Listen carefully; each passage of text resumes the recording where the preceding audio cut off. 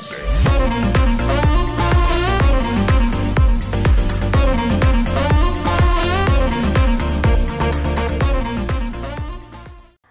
Z-Friends, aku mau cari Meli dulu ya. Mana nih? Kita akan bahas tentang empati. Hai Meli. Hai. Hai Tommy. Wah, asik banyak yang nonton. Gue demen nih. Yang nanya soal relationship bentar dulu ya. Ini Ya. kita lagi ngebahas soal empati. Gara-garanya biasa lah, aku sama Meli lagi gosip-gosip berdua gitu. Terus kita tuh ngerasa concern, kenapa ya banyak banget orang sekarang yang nggak punya kemampuan empati gitu. Terus kayaknya, ih suaminya Meli ada loh, Cecie. Tapi kalau Gitu. relationship tuh juga berhubungan sih Zoe sama Iya, empati. berhubungan sih sama empati. Jadi ya pokoknya segala sesuatu yang berhubungan sama empati sih, di relationship, di diri kita sendiri, terus gitu di masyarakat gitu. Yang mungkin banyak orang nggak tahu kalau misalnya di empati itu mesti diasah. Kita nggak lahir dengan empati itu enggak gitu. Kalau enggak, kita psikolog ini nggak laku ya Mel ya. Empati itu bisa ditambah, kalau kurang dia bisa ditambah gitu. Jadi bisa dilatih supaya lebih banyak gitu, karena karena orang punya banyak empati tuh lebih baik daripada orang nggak punya empati gitu. Sebagai manusia dia lebih baik dan kemudian akan memberikan keuntungan ya buat dia gitu. Berelasi dengan orang. Ini pasti gitu, mahasiswanya Meli nih. Gitu. Tadi banyak yang begini, wow ada Mbak Meli, biar dia mau live soalnya, kalau nggak dipaksa begini nggak mau live sih, Fred. Maaf saya soalnya males kalau live. Gitu. Jadi buat yang belum kenal, kenalin dulu Meli itu. Kami sama-sama teman waktu lagi S2 Psikologi Klinis di UI. Terus Meli sampai saat ini masih ngajar S2 juga ya Mel ya, di klinis dewasa gitu. Mata ajarannya apa Mel? Kepribadian sama psikopatologi. Sama yang paling menyita sih kalau di S1 sih aku ngajar di psikometri sama metode konstruksi tes. Oh my God, lo ngajar MKT, Mel? Bukan MKT, sekarang namanya apa ya, Mel? Konstruksi alat ukur psikologi. Oh, konstruksi alat ukur. Dulu MKT, sampai gue lupa judulnya apa, karena suka dibilang mata kuliah terkutuk saking susahnya. Perjuangan masa lalu gitu. Iya. Nah, kan kebetulan Meli itu ngajar S2 gitu ya. S2 di judulnya mata ajaran kepribadian ya Mel ya, sama psikopatologi gitu. Nah, untuk ngasih tahu jadi gimana sih dasar-dasarnya dulu deh Mel ya, kayak misalnya empati itu apa sih sebenarnya, bedanya apa sama simpati? Ya, jadi kalau secara teori bilangnya tuh empati itu adalah ketika kita bisa merasakan apa yang dirasakan oleh orang lain. Jadi emosi orang kita juga bisa, kalau berada dalam situasi yang sama kita akan punya perasaan yang sama. Tapi kalau saya gampangnya bilangnya gini, kalau kamu nggak suka diinjek kakinya sama orang, nah orang lain juga nggak suka diinjek kakinya sama orang lain. Kalau kamu suka es krim, orang lain juga suka es krim gitu. Jadi ketika kita berinteraksi dengan orang lain, ada hal-hal yang mestinya kita bisa kita bisa menempatkan diri pada sama dengan posisi orang itu gitu. Jadi kalau misalnya ada orang lagi kerepotan bawa barang, terus dia ribet gitu, terus kita ngeliat gitu ya, terus kan kita, aduh kalau gue ya di situasi yang kayak gitu, gue maunya ada yang bantuin gue tuh gitu, bantuin membawa kerebohan gue itu. Nah, kalau orang yang punya empati, dia akan langsung menawarkan, apa yang bisa saya bantu buat kamu. Nah, di situ kan orang yang menerima bantuan akan, aduh terima kasih ya kamu udah nolongin saya gitu, dan lain sebagainya. Nah, empati tuh kayak gitu loh. Jadi kalau kita bisa menempatkan diri kita seperti halnya orang lain ingin diperlakukan, atau kita merasakan emosi yang sama pada suatu situasi, ya itu empati namanya gitu. Kalau misalnya ada beberapa orang kan yang empatinya itu fake ya. sebenarnya sih gue lihat ya, ini gue lihat, so correct me if I'm wrong. Gue lihat kadang-kadang orang berusaha empati, tapi sebenarnya nggak tahu. Jadi misalnya apa ada acara ini deh kematian, paling gampang deh kematian. Lagi kematian, terus dia bilang, aduh, aku tahu deh gimana rasanya jadi kamu. Padahal misalnya kematiannya adalah pasangan gitu atau orang terdekat gitu ya, orang tua gitu. Sementara dia sendiri waktu dia ngomong gitu, pasangannya nggak kenapa-napa, nggak pernah ada yang gimana-gimana. Terus orang tuanya juga baik-baik aja gitu. Itu gimana ya gitu? Atau paling sering kalau kematian tuh pasti responnya gini, sabar ya. Gitu. Gue juga paling murka tuh. Bener, gue suka marahin orang kalau lagi kematian, Mel. Masalahnya itu bukan satu situasi yang menuntut kesabaran gitu loh. Namanya juga orang habis berduka. Dia sedih, itu sesuatu yang wajar gitu. Kalau dia nangis-nangis, kalau dia duka cita, dia mikirin, itu sesuatu yang wajar. Jadi respon kita ketika kita bilang dia mesti sabar, bahwa dia itu mesti jangan terlalu bersedih dan lain sebagainya, itu adalah respon yang sangat tidak empatik justru mesti sebenarnya gitu.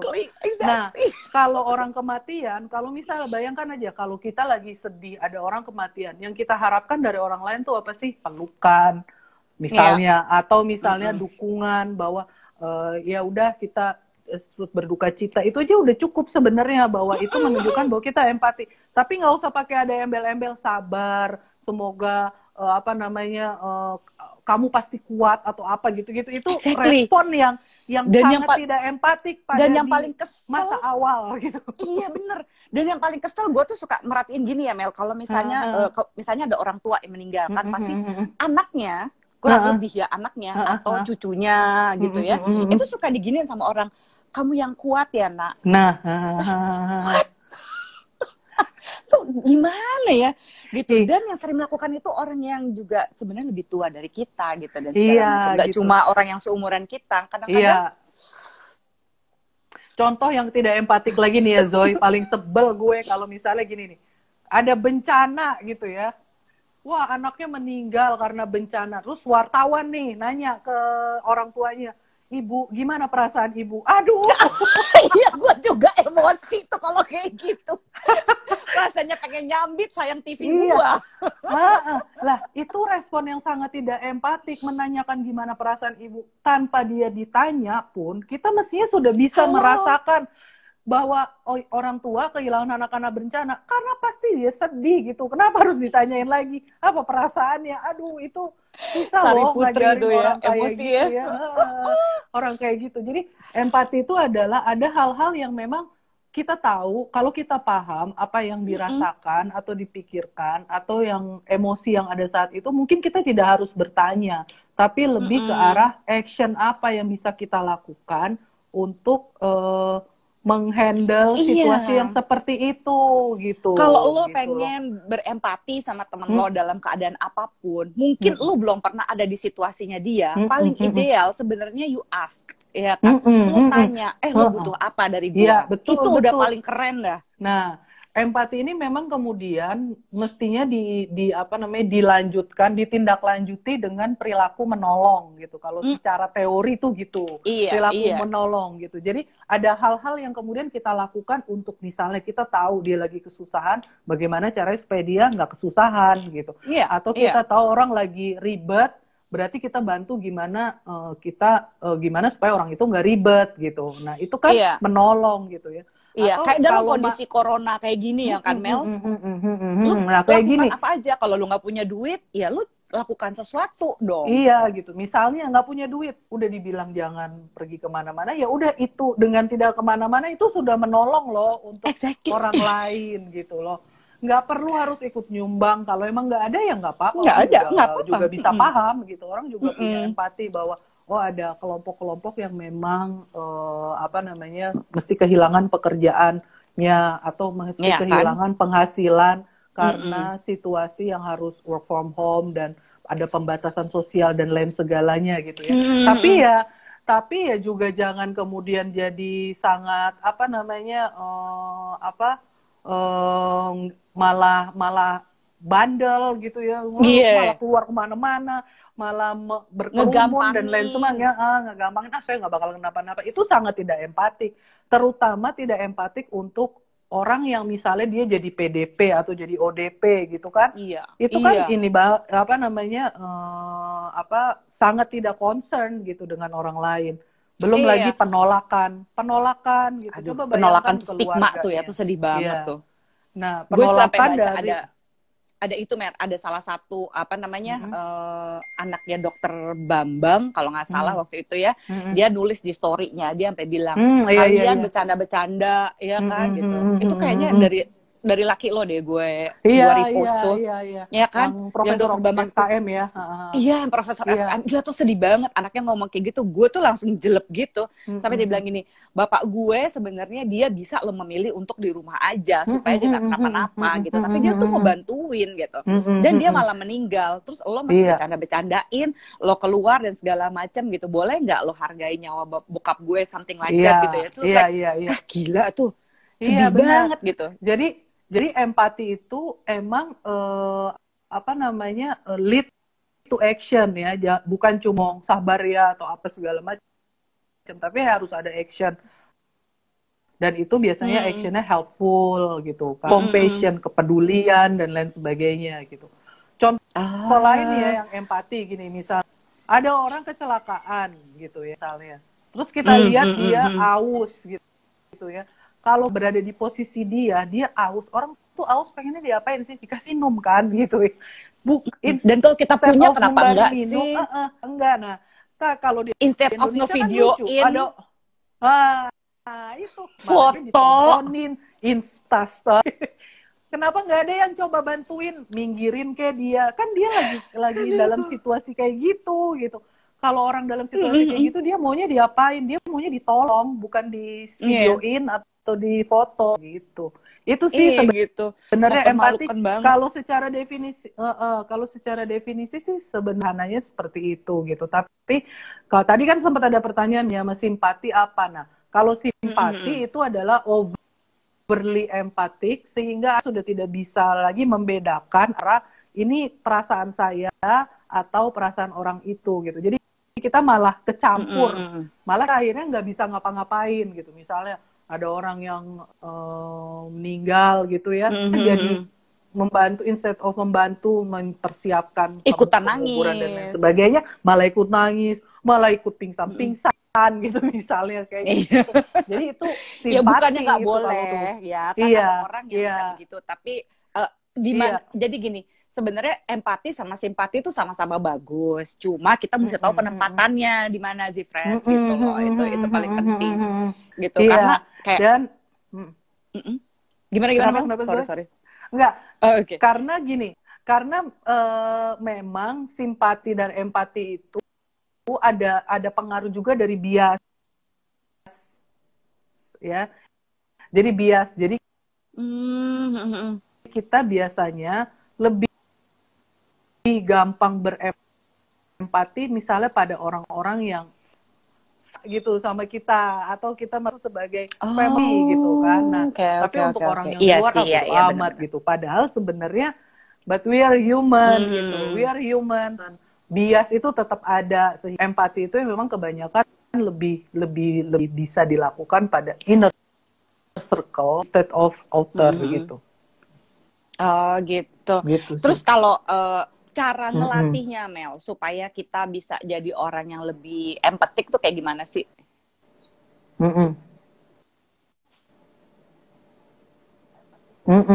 Empati itu dari kecil sudah bisa anak tuh orang tua. Nih tugasnya yang bikin anaknya lebih empati sama orang lain. Misalnya pertama, didik anak tuh jangan kayak mereka tuh raja atau ratu. Ya, bahwa lalu revering apa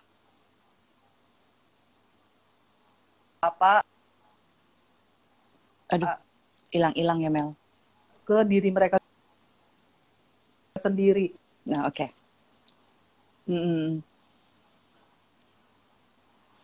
Oh gitu. Jadi kayaknya sambungan, gue nggak tahu nih sambungan gue apa sambungan Meli nih. Oke. Jadi empati itu sebenarnya bisa dilatih ya sambil kita nunggu Meli. Bisa, Mel? Halo. Ini mau lagi ngabuburit. Kayaknya banyak yang pakai internetnya. Gue bisa lihat gambar lo, Mel, tapi mukanya tiba-tiba hilang. Oke, coba gabung lagi sama Meli ya. Jadi tadi soal empati dan simpati gitu. Buat Z-Friends yang baru gabung, kita lagi bahas the power of empathy. Nanti aku akan ngajak Meli lagi. Yes. Sinergi lurus antara tingkatan empati dengan treatment memanjakan. Ada gitu. Nah, tuh Mel, katanya ada sinergi lurus ya antara tingkatan empati dengan treatment memanjakan waktu kecilnya. Nah, sebenarnya gini, yang tadi aku bilang bahwa ketika orang itu terbiasa merefer atau mengarahkan segala sesuatu itu ke dirinya sendiri sebagai standar, maka dia akan mengalami kesulitan untuk bisa menempatkan diri pada posisi orang lain gitu. Karena posisi orang lain kan berarti standarnya beda dari yang selama ini biasa dia lakukan gitu. Jadi kalau dari kecil udah terbiasa untuk seperti itu, maka dia nggak akan bisa nggak akan bisa orang lain kepikiran apa ya, aku nggak tahu, aku taunya kalau aku begini gitu. Nah, itu kayak gini Mel, misalnya nih Mel ya, ada misalnya gue sering lihat nih kan ada anak-anak yang kayak begini gitu ya, waktu si Phoebe kecil juga suka ada yang begitu kan, dia tantenya lah, siapanya, tetangga, misalnya gini, dia jalan terus dia jatuh. Kalau gue kan gue akan bilang gini, oh sakit ya, oh ya udah nggak apa-apa, memang kalau jatuh ya sakit gitu kan. Kalau memang luka ya diobatin, kalau misalnya enggak, kalau dia nangis ya boleh lah, namanya juga sakit kan, peluk aja. Tapi kalau kebanyakan orang di sekeliling gue atau saudara-saudara gue, dia pasti ada yang gini nih, ada aja satu dua yang tantenya lah, omnya gitu yang, aduh misalnya ya ada bangku gitu ya, kesenggol bangku terus dia jatuh, dipukul kan bangkunya nakal nih. Gue bilang, aduh jangan begitu, bukannya apa-apa. Nanti nih anak agak tahu bahwa ya kalau lu mau lebih supaya nggak sakit, ya lu hati-hati. Dan kalau memang jatuh ya emang sakit gitu kan, ya it's okay. Orang biasanya dipukul bangkunya, itu pengaruh nggak Mel sama kemampuan empati nantinya? Nah itu juga nanti terkait sama dia akan cenderung menyalahkan orang lain kan, kalau kayak gitu kan. Nah dan tidak bisa melihat. Iya kan, dia tidak akan bisa melihat bahwa ada dirinya sendiri gitu kan, ada kontribusi dirinya sendiri gitu, dan kemudian nanti ketika dia melihat orang lain juga kayak gitu, ya itu lo aja yang kayak gitu, kalau gue sih nggak, padahal kan belum tentu gitu, kayak gitu. Nggak mampu gitu. Terus kalau misalnya terus Nah, terus tadi yang kedua tadi kan soal apa namanya, terbiasa empati dan untuk terbiasa untuk ya dari kecil kan memang sudah dilatih untuk lebih bisa tadi consider orang, tidak terfokus pada diri sendiri.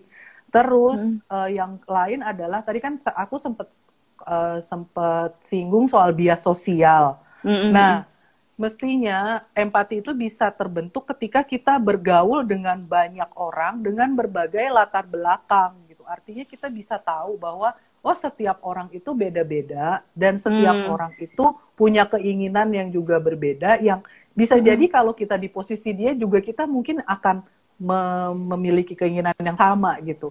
Jadi dengan semakin kita kenal banyak orang, kita semakin banyak bergaul dan kita bisa adaptasi terhadap perbedaan-perbedaan itu, kita biasanya akan jauh lebih empatik sih gitu.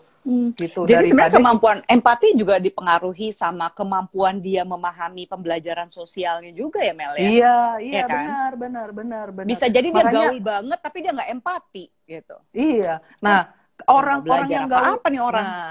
Iya, orang yang gaul banget itu kembali lagi dia butuh pergaulan tuh buat apa? Buat memenuhi kebutuhan eksis gitu misalnya gitu ya. Cuma buat eksis doang sih, kagak belajar empati ya dia. Nah, iya. Dia mau bodo amat nih ya. Contohnya paling jelas deh kasus yang kemarin itu Ferdian Paleka. Itu sangat coba bayangin ya, lo dalam situasi kayak gini, lo butuh makan gitu, terus tiba-tiba kan lo berharapnya coba ada orang yang nyumbang gue makan gitu kan ya. Gitu. Terus ceritanya dia ngasih dong gitu ya. Ceritanya pengen empati tapi taunya kayak gitu. Nah, coba kalau lo dalam batu posisi sama toge busuk. Nah, kalau lo dalam posisi kayak gitu, lo lagi ngarep-ngarepin ada orang ngasih makan, terus tau-tau lo dikasihnya kayak gituan, lo marah apa enggak gitu kan? Iya, sampai yang dikasih waktu itu sampai begini, aduh makasih ya, terima kasih, sampai gitu-gitu banget kan, berarti lo lagi butuh banget. Iya, nah terus tau-tau lo ditipu kayak gitu, siapa orang yang nggak marah gitu? Kalau ada orang yang nggak marah, itu harus jadi satu pertanyaan juga gitu. Jadi ketika kita tidak bisa si Ferdian itu nggak punya empati, itu kan dia apa maksudnya, humiliating kah, mempermalukan gitu ya, atau dia ngerjain aja gitu tanpa berpikir bahwa it's painful gitu loh digituin sama orang gitu. Iya, dan gilanya Mel, dia bikin video permintaan maaf, abis itu dia bercanda bahwa video permintaan maafnya itu dia prank lagi, dan dia bilang dia mau menyerahkan diri ke polisi setelah dia punya 30.000 follower, what the hell dude gitu, gokil banget. Terus kalau gue nggak salah juga ya gitu, gue nggak tahu ini benar apa enggak. Kalau misalnya ada Z-Friends yang tahu informasi gue salah, tolong dibenerin. Katanya dia juga drug addict atau mantan drug addict gitu. Jadi nggak tahu dia drug user sudah jadi drug addict atau dia udah drug addict gitu. Dia pernah nyabu or something like that. Dan nggak tahu udah direhab apa belum ya kan. Terus dia juga broken home gitu. Itu mempengaruhi nggak sih kemampuan dia berempati, Mel?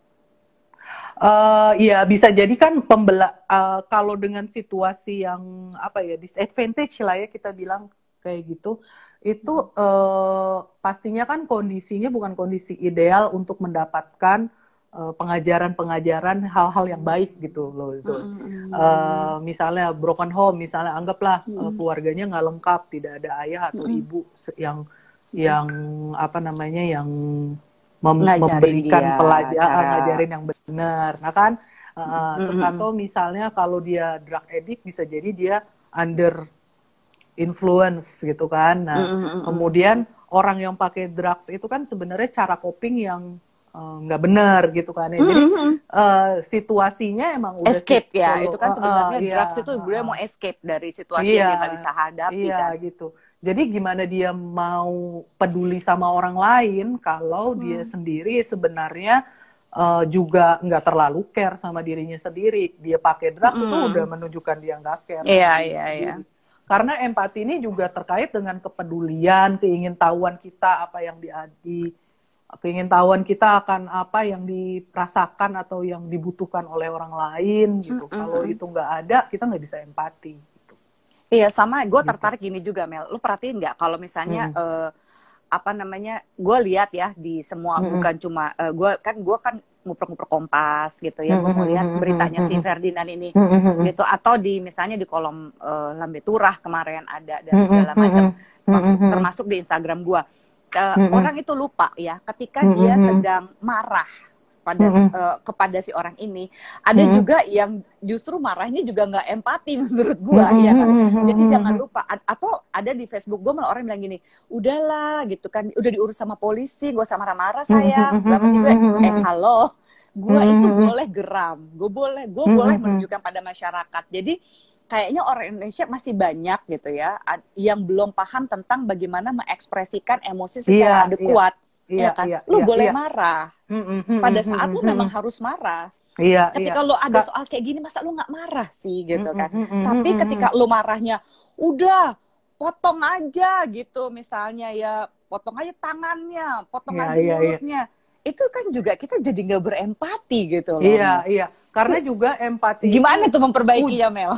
Ujung akhir dari empati tadi kan yang gue bilang terkait dengan perilaku menolong, juga dipengaruhi sama kepedulian sama orang lain, terbiasa menghadapi situasi atau orang-orang yang berbeda-beda gitu ya. Ujung akhirnya adalah bagaimana kita bisa mengekspresikan segala sesuatu tuh dengan appropriate gitu, dengan tepat gitu.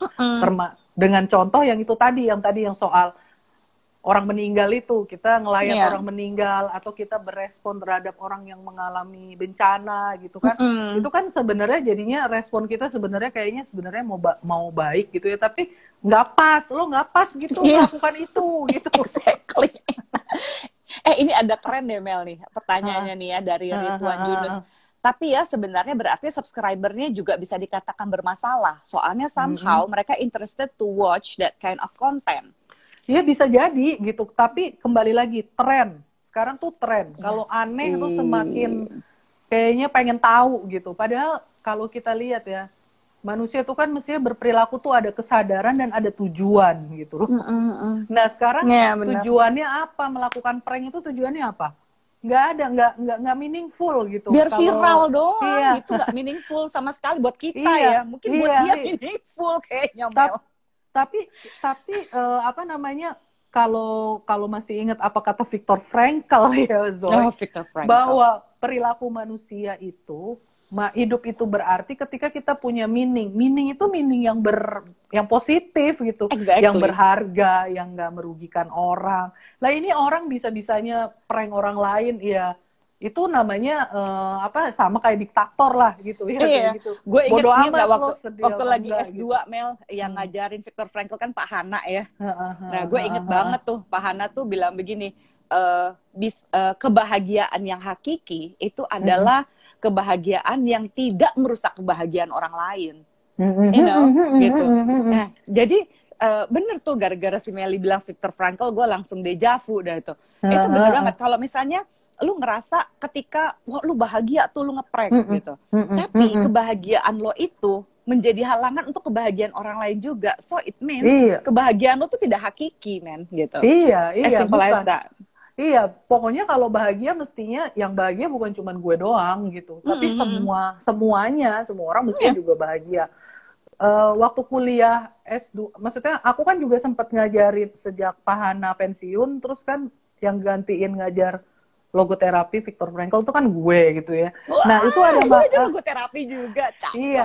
Nah terus ada pertanyaan dari mahasiswa gini, Mbak, kalau misalnya Robin Hood tuh gimana? Itu meaningful nggak gitu? Dia kan ngerampok tapi buat bagi-bagiin orang, membagi-bagiin orang apa namanya, bagiin orang yang nggak punya gitu. Ini kayak belajar mungkin, etika psikologi juga ya. Iya. Nah terus kan aku bilang ya tujuannya dia baik untuk membagikan membantu orang karena dia berempati dengan orang itu, bahwa orang-orang itu butuh untuk dibantu. Tapi caranya nggak kayak gitu. Tetap aja kan harus lengkap dong dari awal sampai akhir mestinya baik gitu. Jangan mesti satu nada satu nada lah gitu. Tapi benar tuh, benar ya referensi yang Meli bilang tadi.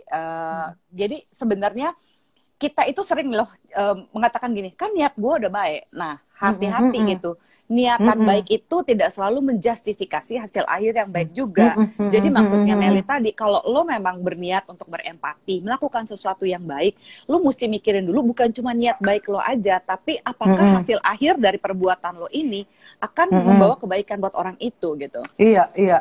Nah, nanti nih kalau nih bisa kemana-mana sih sebenarnya ngomongnya, karena kemudian kalau kita lihat lagi ke hakikat manusia, bahwa manusia itu kan sebenarnya kita tuh bebas, tapi kebebasan kita dibatasi sama kebebasan orang lain. Jadi sebenarnya kita juga nggak bisa semau-mau kita gitu loh. Bahwa kita pelajaran Pafuat ya. Iya.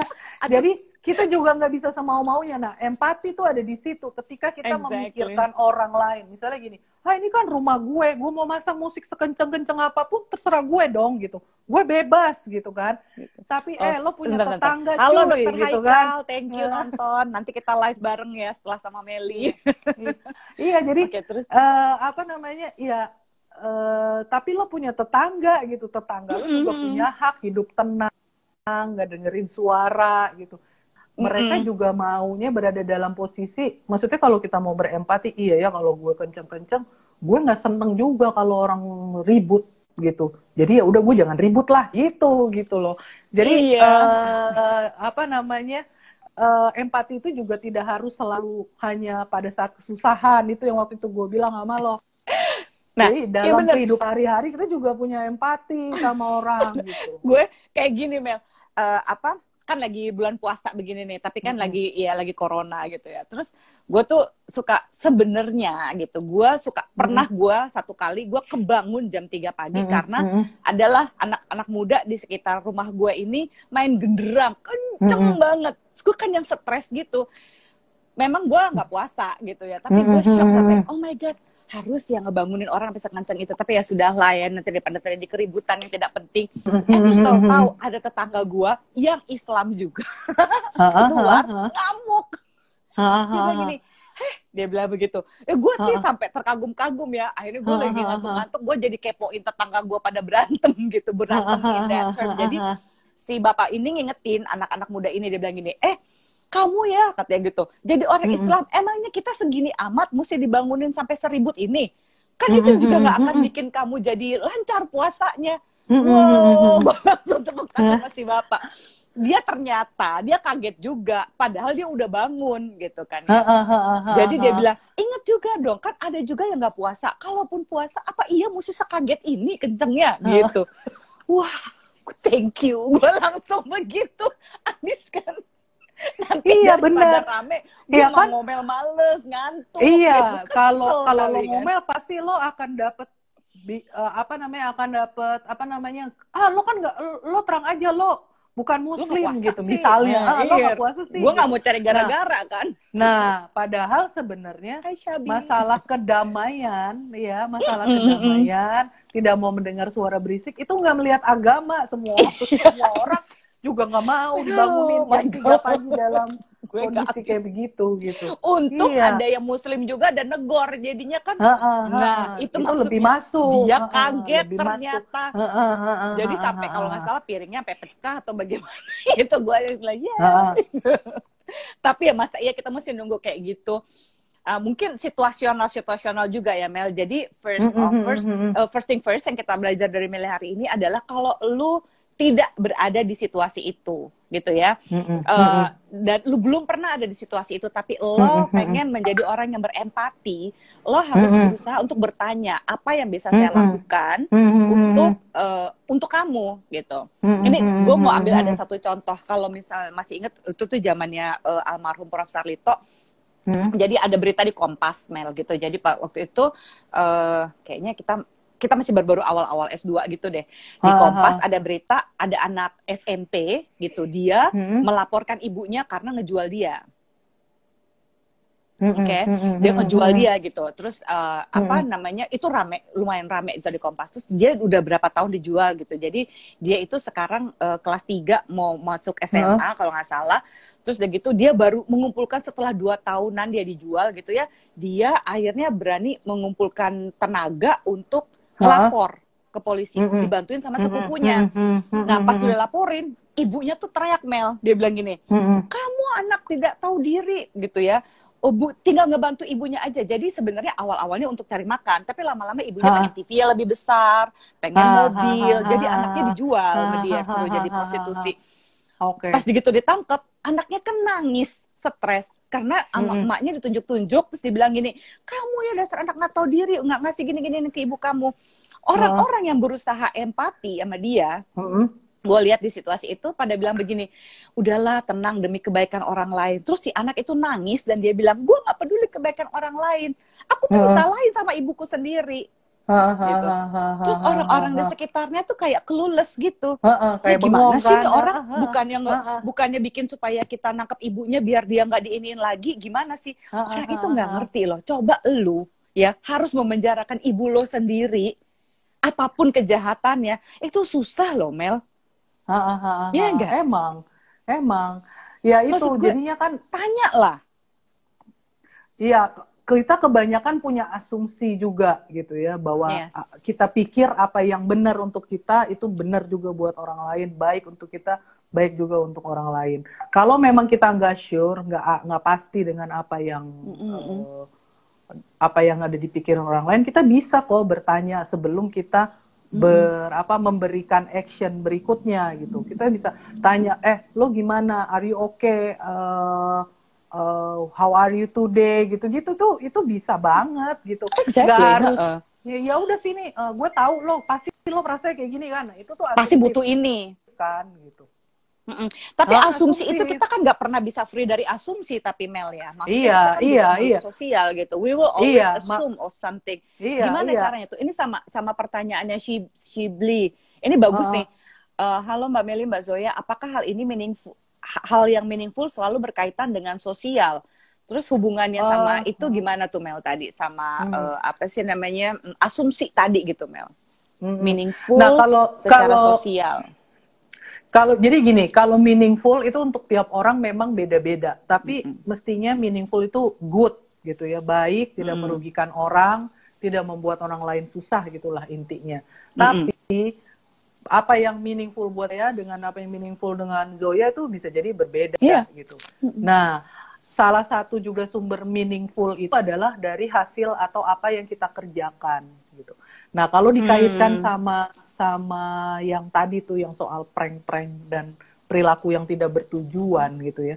Itu kan berhubungan gitu. Apa sih dari yang lo kerjain itu artinya apa gitu kan? Atau misalnya meaningful itu juga berarti ketika kita berhasil melakukan sesuatu yang misalnya berimpact untuk orang lain atau membuat saya merasa puas nih soalnya saya ngerjain ini semua sendiri ya, gitu. saya mengerjakan ini berdarah-darah gitu ya, sesuatu yang susah saya mesti mengorbankan banyak hal. Nah itu juga meaningful gitu. Jadi waktu, meaning, tenaga gitu. Ya, jadi meaning itu bisa untuk orang lain, bisa untuk diri sendiri, bisa terkait kita menghasilkan sesuatu yang baik gitu, atau tadi yang sosial, kasih beramal atau apa itu juga bisa dikatakan meaningful gitu. Dan gue lihat gitu orang-orang yang bisa memberi makna terhadap kerja kerasnya, terhadap usahanya, juga adalah orang-orang yang lebih mampu berempati gitu. Nah kalau misalnya kayak si Ferdian tadi gitu ya, dia tuh dugaan gue nih ya gitu. Ini mungkin bukannya prasangka buruk sih, tapi dugaan gue kayaknya dia bukan orang yang bisa menikmati hasil kerja keras gitu ya. Dia maunya quick gratification. Buktinya apa? Waktu itu dia bilang gini, wah ternyata gue itu di suspend sama YouTube karena gue nggak boleh memberikan iklan judi online. Tapi gimana ya guys, dia bilang gitu. Soalnya judi online itu duitnya lumayan sih, bisa buat mabuk sekeluarga. Gitu. So artinya orang-orang yang nggak pernah menikmati hasil dari kerja kerasnya sendiri agak susah menghargai kerja keras yang sebenarnya. Jadi lu mesti merasa puas ketika oh my god gue kerja sebulan ini akhirnya dapat segini. Nah 5 jutanya orang yang segini sama 5 jutanya orang yang cuma dapat dari hujan aja gitu, itu biasanya atau yang ngambil di halaman belakang ya, atau tinggal metik dari pohon Mel. Itu beda pemaknaannya gitu. Ketika orang bisa merasakan, aduh gue nih berusaha loh 500.000 segini atau 5 juta tuh gue sebulan mesti ngerjain ini, itu pemaknaannya beda. Kita jadi lebih menghargai dibandingkan orang yang apa ya, mungkin istilahnya isi come isi go kali ya Mel ya. Iya, bisa jadi kayak gitu. Tapi memang kalau menurut Frankl salah satu sumber meaning itu adalah dari produktivitas, hasil kerja gitu.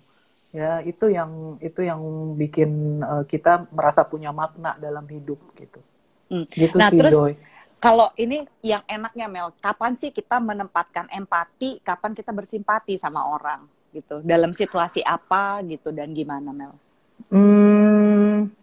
Sebenarnya kalau dari situasinya tuh macam-macam ya, tergantung penghayatan orang gitu ya. Ada orang yang dia sangat bisa empati pada satu hal, tapi begitu ngelihat dia udah saya nggak bisa gitu ya. Misalnya gini, kalau gue tuh paling nggak sanggup ngelihat misalnya bapak-bapak tua kerja di jalanan, gue tuh udah nggak ada empatinya gitu. Gue pengennya adalah, aduh bapak itu kasihan banget ya. Gue maunya bawa gampangnya aja deh, gue ikut larut gitu sama sedihnya, dia gue malah nangis gitu. Nah, tapi lu sama banget kayak Phoebe anak gue tuh begitu Mel. Gue. Jadi kalau ada bapak-bapak udah tua atau ibu-ibu gitu, apalagi kalau ada ibu-ibu bawa anak bayi, dia bisa nangis. Ya, terus dia langsung bilang, gue jadi nggak ngapa-ngapain. Mami please bawa dia. Gue juga kadang-kadang jadi serba salah gitu ya. Maksudnya ya gue mau bantu yang lebih ini tapi susah gitu. Iya. Itu. Oh iya, tadi tuh bicara soal bagaimana mengembangkan empati ini, gue baca di salah satu artikel ya, bilang bahwa ternyata baca buku, terutama baca fiksi, buku-buku fiksi, itu mengasah empati kita loh. Karena dengan begitu kita walaupun jadi fiksinya tahu. kayak gue ya Mel, gue suka Supergirl, Legend of Tomorrow, DC. Karena itu kita bisa tahu apa sih sebenarnya yang ada di pikiran orang atau apa yang dirasakan orang. Jadi kita kayak punya apa ya? Kayak punya media untuk try out gitu loh, mencoba gitu. Iya ya. Kalau misalnya langsung ke manusia kan agak susah. Gitu. Jadi itu kita jadi apa namanya? Jadi punya kesempatan untuk orang tuh kalau diselingkuhin tuh rasanya kayak gitu ya, kayak gitu. Gini. Oh mereka tuh kalau lagi pandangannya terhadap orang lain tuh jadinya kayak gini. Sehingga kita jadi tahu mesti berespon gimana sih sama orang-orang yang kayak gini gitu. Kalau lagi sayang-sayangnya ditinggal tuh ternyata kayak gini rasanya. Nah makanya gue agak Shades of Grey bisa ngasah empati nggak ya? Nggak. Wah gini. Kalau lo mau berusaha berempati terhadap pasangan yang misalnya dia adalah pasangan yang hetero dan tidak punya kinky sex atau BDSM, lo bisa berempati gitu. Tapi kan kebanyakan orang baca 50 Shades of Grey-nya buat seksnya ya, gitu, buat fantasi seksnya. Tapi sebenarnya 50 Shades of Grey itu adalah salah satu, menurut gue itu contoh kehidupan cinta dan seks yang gak sehat gitu. Karena jelas-jelas 50 Shades-nya itu adalah ungkapan dari si cowoknya itu sendiri kan, si Mr. Grey itu waktu dia bilang I'm a 50 Shades of shit gitu. Sorry ya, I have to say that. Tapi maksudnya karena dia tuh punya layer-layer, dia punya masa lalunya kelam, ibunya seperti ini gitu ya. Ibunya pekerja seks, ninggalin dia, meninggal, drug addict segala macam. Jadi dia ngerasa menjadi seorang yang sadism gitu ya, atau dia sih bilangnya dominan, tapi akhirnya ujung-ujungnya dia ngakui bahwa dia tuh sadism karena dia memang menghukum perempuan-perempuan sebagai sebuah apa ya, pengalihan isu. Dia pengen menghukum ibunya tapi nggak bisa gitu. So kalau kalian mau berempati sama BDSM ya silakan baca 50 Shades of Grey. Sekali lagi kan cuma lo yang tahu ya lo mau ngapain dengan itu, bukan kita sih. Nah, kalau gue nggak punya empati untuk itu, jadi gue nggak berusaha juga untuk mendalami dan lain sebagainya. Untuk nyari gitu kan, kali gitu. Ya. Iya, kalau gue sih masalahnya kan pernah waktu itu ada beberapa klien gue gitu ya, yang dia itu ya orang kan nggak bisa milih jatuh cinta sama siapa Mel. Terus tiba-tiba lah dia jatuh cinta. Nah suaminya baru bilang gitu bahwa dia itu sebenarnya adalah submisif gitu. Jadi dia kepengen ditendangin dulu gitu sebelum dia berhubungan seks. Nah istrinya ini bukan dominan ya. Kalau Mr. Grey kan dominan. Lu bayangin ini kebalikannya Mel. Dia tuh submisif. Dia tuh nangis-nangis istrinya. Saya kepengen bikin suami saya bergairah. Tapi saya nggak sanggup mukulin dia. Karena buat istrinya kalau gue mukulin, kok gue tega, sebentar suaminya terangsang dipukulin ya kan, pusing juga ya. Iya. Itu susah loh berempati kayak gitu-gitu. Kalau gue kan, sih, kalau karena gue nggak tahu pengalamannya kayak gimana, gue kan tahu theoretically of course gimana harusnya. Cuma gue bilang gue nggak akan pura-pura untuk ngerti lu ada di posisi apa. Tapi gue tahu nih gimana cara ngebantu lu untuk nyari jalan tengahnya. Tapi lu berdua harus ngasih informasi ke gue gitu. Kecuali kalau gue juga pelaku BDSM sih ya oke lah. Tapi gue bukan. Gue kan cuma seksual. Soalnya gini Zoe, empati itu juga kaitannya sama faktor kognitif gitu loh. Jadi kalau misalnya kita nggak nyampe, maksudnya nggak sesuai apa ya istilahnya, nggak rasional untuk kita, nggak masuk ke pikiran waras kita, ya nggak bisa gitu. Jadi itu harus diterima dulu oleh akal sehat kita, baru kemudian oh iya itu masuk akal kayak gitu, oke saya akan nolong gitu. Jadi itu baru bisa. Tapi kalau nggak masuk akal dia nggak akan bisa empatik. Misalnya lo ngadepin pasien schizofren, ya kan? Kan nggak masuk akal untuk gue. Ya gue nggak bisa berempati sama dia kalau dia bilang bahwa iya, orang malah bilangnya kalau misalnya schizofren tuh kayak diguna-guna. Nah mati gaya lo, gimana lo mau empati yang bego juga. Iya, makanya kita nggak bisa berempati sama mereka karena rasionalnya kita sama mereka udah beda gitu. Apa yang mereka lakukan udah nggak masuk akal untuk kita. Jadi kita nggak bisa berempati gitu. Gitu sih. Jadi sebenarnya mesti kalau orang dewasa berarti untuk memahami bisa punya perilaku empati adalah dia punya pemahaman kognitif ya tentang itu ya Mel. Dia mesti ngerti dulu masuk logika. Iya, dia harus masuk akal. Terus udah gitu yang tadi yang gue bilang membuka diri untuk bergaul dengan bermacam-macam orang, dengan berbagai latar belakang, sehingga kita bisa paham gitu loh bahwa tiap orang itu punya background yang berbeda, mereka punya ekspektasi, punya ingin di-treat secara berbeda gitu-gitu. Jadi nggak kita reference ke diri kita sendiri terus. Kalau kita reference ke diri kita sendiri terus, kita nggak akan bisa empati. Untuk orang-orang narsisistik, mereka nggak akan bisa berempati kan gitu. Ya tadi gue lagi ngomong sama tuh Tiara juga tuh, Tiara psikolog juga tuh, gue bilang gini, kita mesti ngomongin tentang narcissistic personality disorder nih gitu, karena sebenarnya makin banyak sekarang orang yang narsistik itu bukan cuma kayak ngeliat-liat gitu ya foto-foto, gitu. Narsistik itu gangguan kepribadian, dan hati-hati sebelum sampai ke narcissistic personality disorder, orang itu memiliki namanya narcissistic trait. Ya nggak Mel? Nah, narcissistic trait itu dan salah satunya adalah semua orang. Iya. Dan salah satunya adalah cirinya lack of empathy. Gitu. Kayaknya semua psikopatologi rata-rata diawali dengan ketidakmampuan berempati ya Mel ya. Gitu. Iya. Nah, terus kan ini nih, gue ada semacam artikel ya, gue baca ada 5 hal untuk mengajar anak cara berempati. Mungkin ini juga bisa dipakai sama Z-Friend semua yang mau belajar untuk berempati meskipun sudah bukan anak-anak lagi. Satu, kita ingatkan anak kita bahwa setiap orang itu punya ceritanya masing-masing gitu ya. Jadi kita juga bisa coba ngelihat orang lain, apalagi gini, Indonesia tuh punya kebudayaan yang sumpah banyak banget ya kan.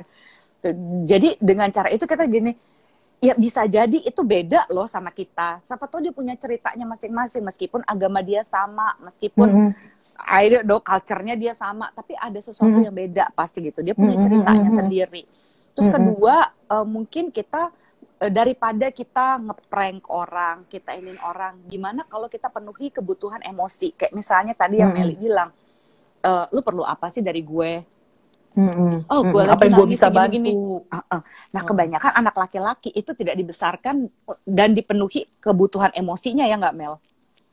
Jadi kecerdasan divalidasi emosi ya. Dan validasi emosi juga gitu, bahwa kamu kenapa nangis? Masa gitu aja nangis? Aduh, itu udah, masa laki nangis? Iya nggak Mel? Kalau ada komentar kayak gitu udah tetot gitu lah. Udah kesel.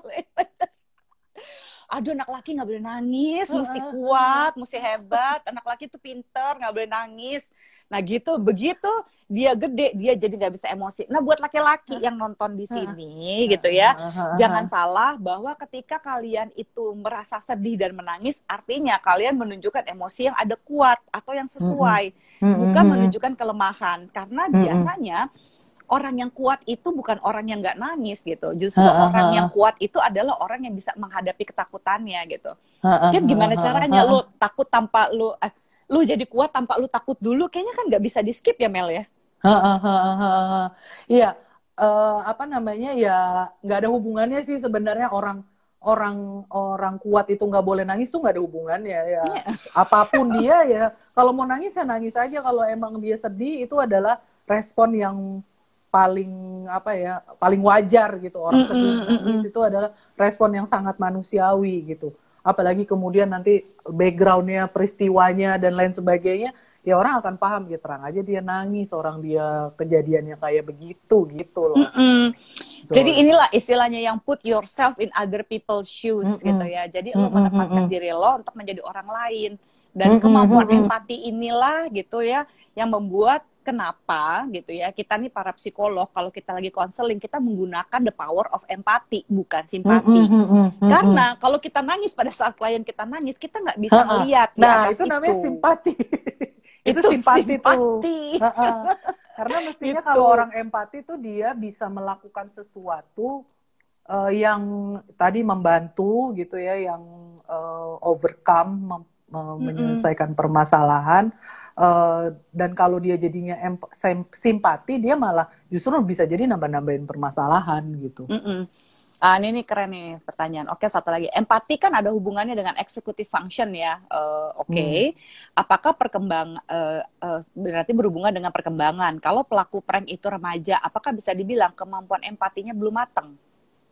Ya bisa jadi sih, Bisa tapi ya itu mesti dicek untuk banyak hal gitu ya. Maksudnya kayaknya itu minimal standar value kehidupan yang baik gitu, bahwa ngerjain orang terus dari kecil juga harus sudah tahu sih sebenarnya. Tahu nggak boleh kayak gitu. Jadi kayak gitu gini sih. Nih buat yang nanya siapa Syabli ya. Jadi gini sebenarnya kemampuan prefrontal cortex orang itu bertumbuh di usia 21 tahun. Sempurnanya di usia 21 tahun.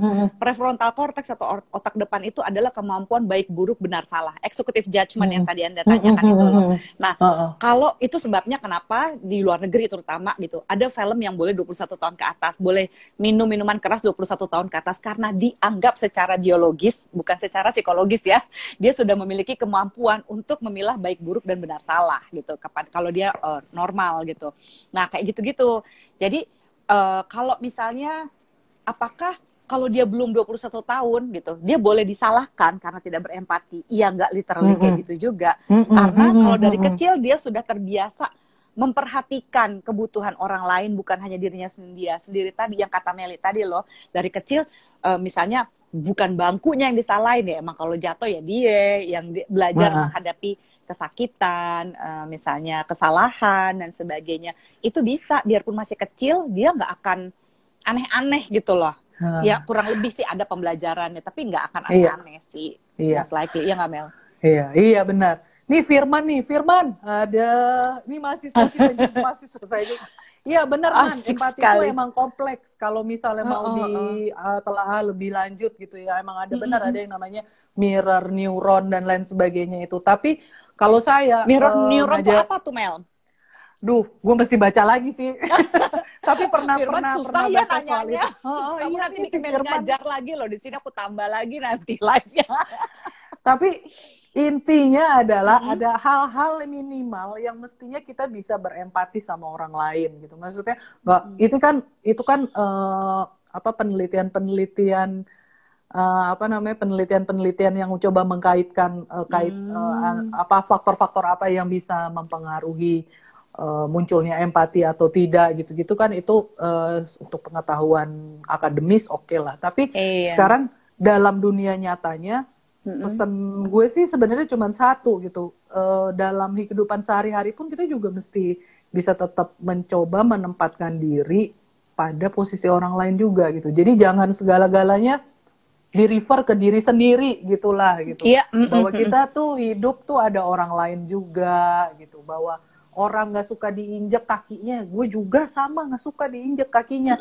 Gue nggak suka dibangunin subuh-subuh yang berisik sampai kaget-kaget. Orang lain juga kayak gitu. Jadi so don't do that basic.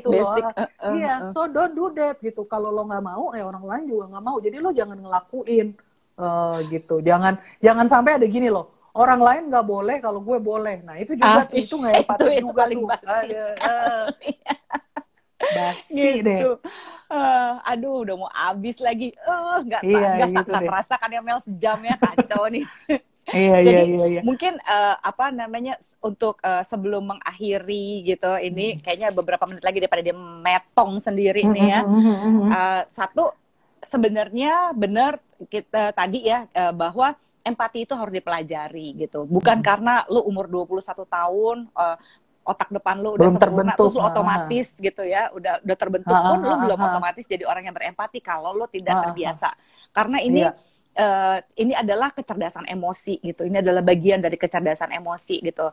Nah, gimana caranya? Lu coba ingatkan diri lo gitu supaya gini, kalau soal prejudis ya, asumsi, kita bisa otomatis berasumsi sama orang lain. Tapi kita juga jangan lupa setiap orang itu punya ceritanya masing-masing yang kadang-kadang kita nggak pernah alami gitu, dan kita nggak ngerti juga nggak apa-apa loh. Sometimes kalau kita nggak ngerti ya jangan ngejudge gitu aja kan. Dan kembali ingat bahwa orang lain tuh nggak suka digituin, kita nggak suka digituin, orang lain tuh juga nggak suka lo digituin. Jadi jangan sampai lo melakukan, tapi kalau lo yang kena lo marah gitu. Nah itu kan banyak juga tuh orang yang kayak gitu. Jadi ketika kita terlalu fokus sama diri kita sendiri, ujung-ujungnya memang kita nggak bisa berempati karena kita tidak berusaha untuk mencoba mengetahui orang lain, memahami orang lain, dan ujung-ujungnya kita sibuk sama diri kita sendiri, kita nggak bantuin orang, nggak berkontribusi gitu. Jadi kalau misalnya ada dalam situasi sehari-hari ya yang bisa kita lakukan hasil dari pembicaraan gue sama Meli hari ini, satu gitu ya, ketika lu tidak mengerti dan lu ingin berkontribusi baik, bertanya. Itu adalah the power of empathy. Gue bisa bantuin apa gitu ya.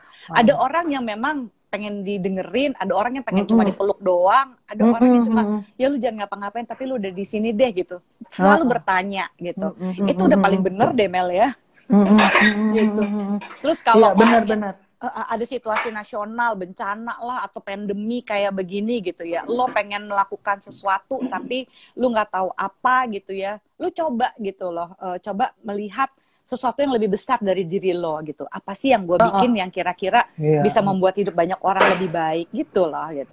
Jadi misalnya kayak kemarin yang itu yang waktu awal-awal corona itu kan, itu azab Allah, banyak dosa. Aduh, oh my God. That's so not empathic. Gitu. Jadi yuk kita bereaksi berdasarkan cinta bukan ketakutan, ya nggak Mel? Kalau semakin lo sering memproyeksikan ketakutan lo ke orang lain gitu, lo sedang menebar ketakutan tuh apa gunanya? Kan tadi kayak Viktor Frankl bilang, kebahagiaan hakiki adalah kebahagiaan yang tidak merusak kebahagiaan orang lain gitu. Jadi coba dicerna gitu ya, diproses. Sudah ada reminding 1 menit lagi. Oke. Jadi gitu. Mel, kata penutup Mel, silahkan Mel. Kata penutupnya apa ya? Ya bahwa empati itu salah satu sebenarnya survival. Ya maksudnya alat kita supaya bisa survive di hidup ini gitu. Karena dia mempengaruhi bagaimana kita sukses berinteraksi dengan orang, bagaimana kita bisa menjalani kehidupan ini dengan sehat mental gitu ya.